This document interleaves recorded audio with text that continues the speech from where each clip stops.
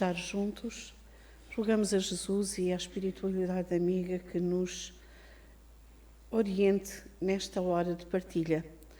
Retomamos a presença aqui depois de o mês de maio termos tido um trabalho diferente e vamos estudar este livro, Caminho, Verdade e Vida.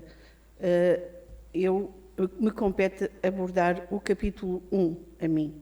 Mas, antes disso, eu não podia deixar de fazer uma pequena introdução a este estudo, lembrando a importância que tem para nós a leitura e o estudo. E lembrando Jesus que é o espírito mais elevado que já pisou o sol da terra, é o nosso modelo, o nosso guia, veio para nos ensinar e exemplificar como é que nós devíamos viver para sermos felizes, que é algo que todos nós ambicionamos. E ele, nessa passagem pela terra, veio, como nós sabemos, numa missão de amor incondicional que nós ainda não sabemos entender. Atrevo-me a dizer isso porque se nós em verdade soubéssemos entender Jesus, já todos faríamos aquilo que ele nos ensinou e exemplificou. Então, para que nós tenhamos em verdade Jesus como modelo e guia, nós precisamos conhecer a sua vida, aprender os seus ensinamentos e pô-los em prática em cada dia, para alcançar essa felicidade que tanto ansiamos. Precisamos, portanto, estudar o Evangelho, porque o Evangelho é o roteiro, o caminho, e trazê-lo para o nosso viver de cada dia é necessário, no fundo, buscar conhecer a verdade que nos conduzirá à vida em abundância de tudo o que precisamos. Reparem no título do livro escrito pela psicografia de Francisco Cândido Xavier, ditado pelo Espírito Emmanuel, Caminho, Verdade e Vida. Pois foi o próprio Jesus quem nos deixou esta orientação. Eu sou o caminho, a verdade e a vida, ninguém vem ao Pai senão por mim. Mas disse-nos mais: conhecereis a verdade e a verdade vos libertará.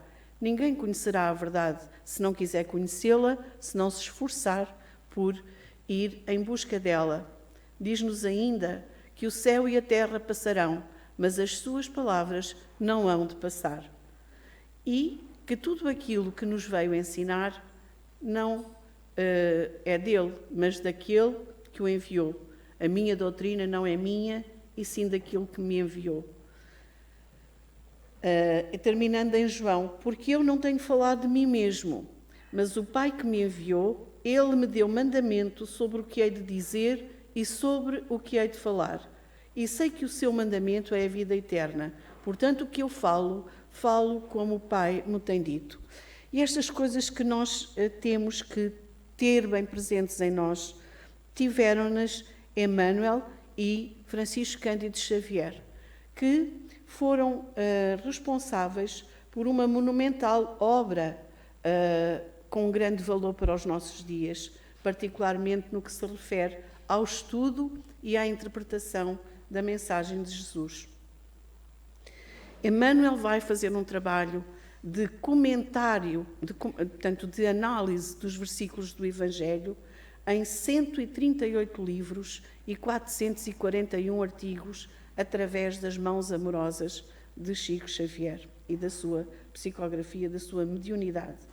Por essa razão, talvez poucos tenham a exata noção da amplitude desse trabalho, que totaliza 1616 mensagens sobre mais de 1000 versículos, para percebermos que quando Emmanuel faz este trabalho com Chico Xavier, através de Chico Xavier, ele nos mostra o grande conhecimento que tem do Evangelho e abre cada versículo ao nosso entendimento para a vida de cada dia. Portanto, nós encontraremos, e achei interessante percebermos, 21 comentários sobre Mateus 5,44. Tem a ver com o Sermão da Montanha. Portanto, há versículos que Emmanuel consegue analisar para nós 21 vezes. Então, dentro de todos estes livros está a coleção Fonte Viva, bem como outros, com os mesmos autores, que são para nós uma valiosa fonte de esclarecimento nos estudos dos textos evangélicos. É um instrumento essencial para aperfeiçoamento dos nossos sentimentos, porque aquilo que acontece quando nos vamos esclarecendo, quando nos vamos apropriando da verdade que Jesus nos deixa, é podermos, tudo aquilo que vamos aprendendo nos vai ajudando a transformar a nossa forma de sentir e aí a nossa forma de pensar e a nossa forma de agir. Então, Caminho, Verdade e Vida é o primeiro livro da coleção Fonte Viva e neste livro, e em quase todos, Emmanuel utiliza a mesma metodologia, comenta 180 versículos do Evangelho de Jesus e com a sua reflexão ele vai nos ensinar a aplicar as orientações de Jesus na vida do dia-a-dia. Ajuda-nos a compreender a doutrina cristã e leva-nos a praticá-la em todos os momentos da nossa vida. E antes de entrarmos propriamente no capítulo 1, vejamos as palavras de Emmanuel no prefácio, a que ele intitulou Interpretação dos Textos Sagrados. E eu aqui resumi, e tinha um título que retirei, mas que vos digo, é sobre a importância de Jesus e a nossa atitude perante ela. É Jesus que nos diz que é o caminho, a verdade e a vida. E se pensarmos em Jesus, a sua luz brilha na nossa terra desde que ela foi organizada, desde que o planeta foi criado, porque ele esteve na gênese do nosso planeta. E desde há 20 séculos a sua luz se tornou mais intensa porque ele deixou-a na crosta terrestre, ele deixou o nosso mundo impregnado dessa luz. Tudo o que tem acontecido na Terra após esses 20 séculos não mudou um til nas suas palavras. Mas nós, sempre tardios no aproveitamento das oportunidades preciosas que nos são dadas, temos desprezado o caminho, indiferentes aos patrimónios da verdade e da vida.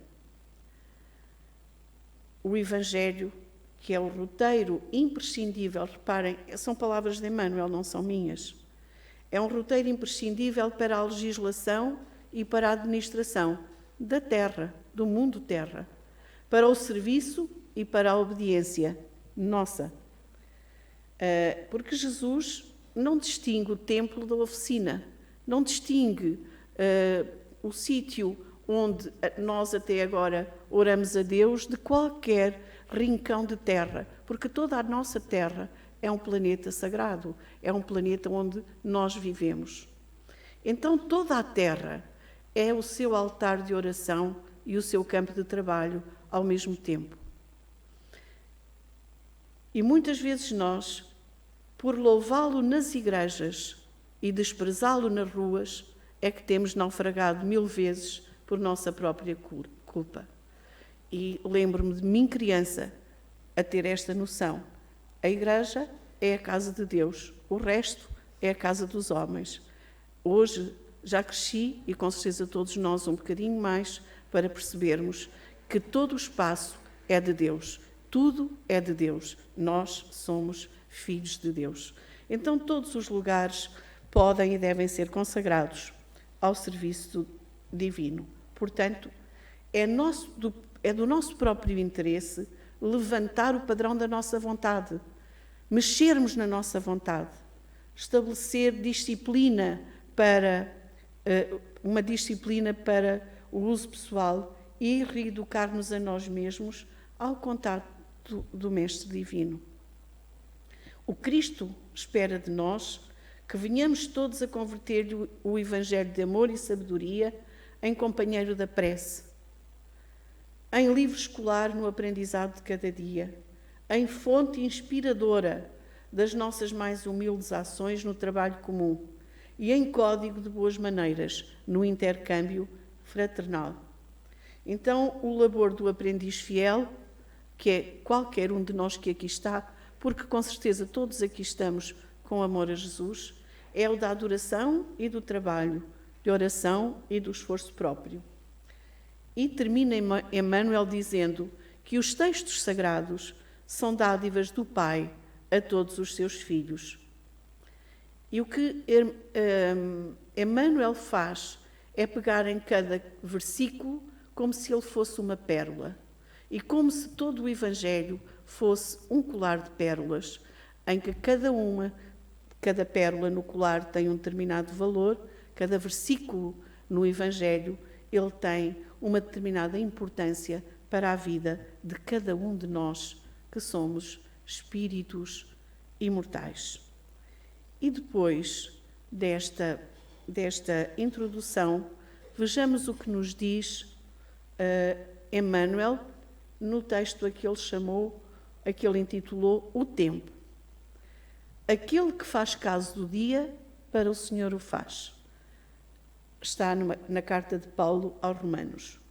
Diz-nos Emmanuel: a maioria dos homens não percebe ainda os valores infinitos do tempo. Existem efetivamente os que abusam dessa concepção divina, julgam que a riqueza dos benefícios lhes é devida por Deus. Seria justo, entretanto, interrogá-los quanto ao motivo de semelhante presunção. Constituindo a criação universal património comum, é razoável que todos gozem as possibilidades da vida. Contudo, de modo geral, a criatura não medita na harmonia das circunstâncias que se ajustam na Terra em favor de seu aperfeiçoamento espiritual. É lógico que todo homem conte com o tempo. Mas e se esse tempo estiver sem luz, sem equilíbrio, sem saúde, sem trabalho? Não obstante a oportunidade da indagação, importa considerar que muito raros são aqueles que valorizam o dia, multiplicando-se em toda a parte as fileiras dos que procuram aniquilá-lo de qualquer forma. A velha expressão popular, matar o tempo, reflete a inconsciência vulgar nesse sentido. Nos mais obscuros recantos da terra, há criaturas exterminando possibilidades sagradas. No entanto, um dia de paz, harmonia, iluminação é muito importante para o concurso humano na execução das leis divinas. Os interesses imediatistas do mundo clamam que o tempo é dinheiro, para em seguida recomeçarem todas as obras incompletas na esteira das reencarnações. Os homens, por isso mesmo, fazem e desfazem, constroem e destroem, aprendem levianamente e recapitulam com dificuldade na conquista da experiência. Em quase todos os setores da evolução terrestre, vemos o abuso da oportunidade, complicando os caminhos da vida. Entretanto, desde muitos séculos, o apóstolo nos afirma que o tempo deve ser do Senhor. Então, este texto sobre o tempo com que Emmanuel começa esta coletânea é muito importante. E ele mesmo diz, nós percebemos o manancial de conhecimento e de amor que Emmanuel tem e que põe ao dispor de todos nós por tantas coisas que escreve, como já ficou dito. Mas é ele próprio que diz: Deus é a força do tempo, tanto quanto o tempo é a força de Deus. É tão bonita esta ideia que pode ficar na nossa mente a trabalhar. Então o tempo não é nosso. O tempo é uma concessão de Deus ao espírito que somos.